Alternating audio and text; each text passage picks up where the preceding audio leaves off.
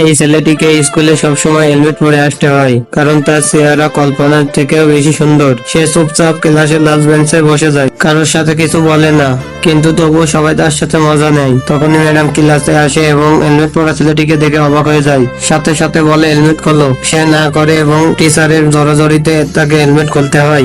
ধীরে ধীরে সে হেলমেট খোলে। যখনই সবাই তার চেহারা দেখে, 2 সেকেন্ডে ম্যাডাম অজ্ঞান হয়ে নিচে পড়ে যায়। সব ক্লাসে হইচই লেগে যায়। এটা দেখে ছেলেটি ভাবে আর এই স্কুলে থাকা যাবে না, তাই সে অন্য একটি স্কুলে চলে যায়।